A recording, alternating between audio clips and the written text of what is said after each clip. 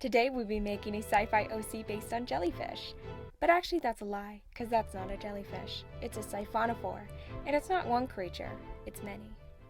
We'll be starting this video by drawing a little bean girl, as she will help us design the Sci-Fi OC.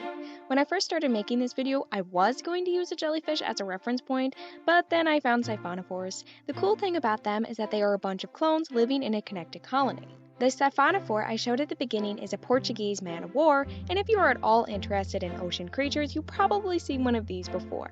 They're pretty popular in a poison sort of way. I decided to give our lovely lady 2 siphonophore stems coming out of her back. She has zooids there and around her neck. Zooids is the name for the individual clones in the colony. Her and the zooids are in a symbiotic relationship, which means it's mutually beneficial. She gives them strength, stability, and the ability to live topside out of the water. And what the zooids do for her is a secret behind the whole illustration I will be drawing today. Going back to the man-of-war, it catches prey by paralyzing them, then sucks out their juices. So using that, not the sucks the juices part out, the paralyze. Anyways, I decided that she lives in a forest where the trees and plants are constantly moving. So the zooids help her by paralyzing the vegetation, so they settle down and she can not get crushed by walking trees. Because, trees don't have eyes. They don't know where they're going. I gave her a rather practical outfit made for forest trekking, and I pretty much just used colors that I liked. Especially really like the color of her hair. Now that we've plotted, it's time to start the illustration. I used a few references to get the pose I wanted, then jumped right into the line art. She's in the very act of using her siphonophore stems to paralyze the ground / vegetation. I'm going very dramatic with it, with her kind of in a landing a jump pose. I had good references, so the pose came pretty easy. The real difficulty was in finding a way to convey what the siphonophore was doing to the trees around her. As you will see in 2 shakes of a lamb's tail, I used lightning. Somewhere in the making of this illustration, I got inspiration for an unrelated scary story, so enjoy that while your eyes enjoy this. Once upon a time, there was a girl sitting alone in her room, listening to music. She's just discovered this new type of music, and she loves how different it is from anything she's heard before. As she sits there enjoying herself, something comes in the room and sits down. We don't know if it's a man or if it's a woman, but we do know it's beautiful, because it fulfills something that you and I and the girl have long known, that there is more to this world than bread and water and the physical things that we own. Our hearts have told us that there is more to this world than the things we touch, taste, and see, and this creature stands in the gap of that something more. And so, like us, it comforts her, even though she doesn't even really know it's there. The creature speaks, but she doesn't know it, because as it's telling her about herself, it mimics her voice and always says I. And so it goes on like this, her scrolling and searching and finding more and more songs with beautiful pictures and visuals. And whenever she finds one that particularly agrees with her, she listens to it over and over, and she is happy. But the songs always end, and she has to keep finding more, because now in the silence she's not comfortable. When she's alone, but she's not alone anymore, is she? Now the creature stands over her with its comforting blanket.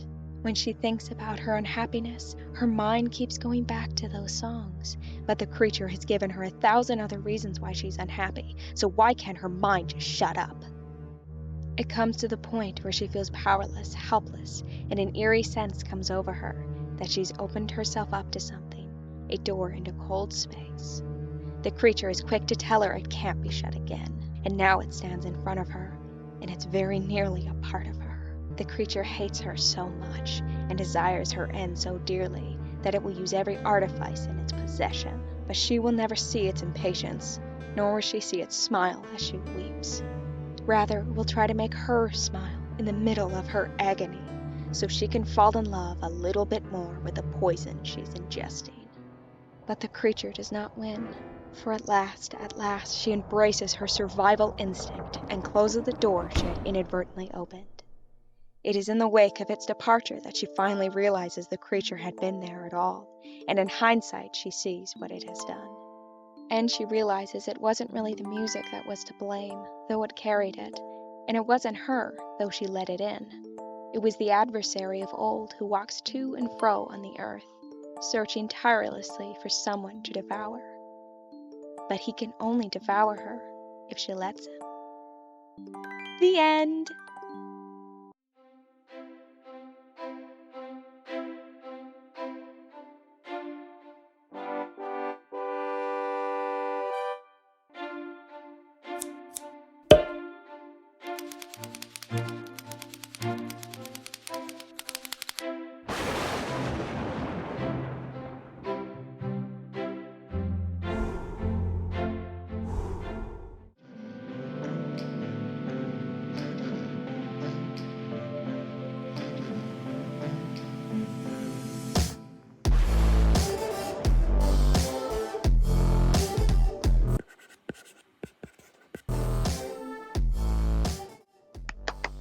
And it's done! What do you think? Did I correctly illustrate what I was trying to convey?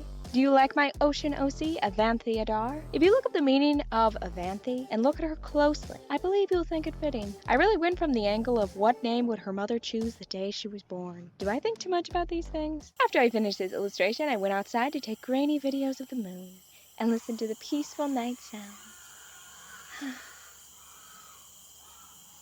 Need some ways to flesh out your OC? I've got 5 easy ones for you right here. And no, I didn't edit that audio at all. Bye bye.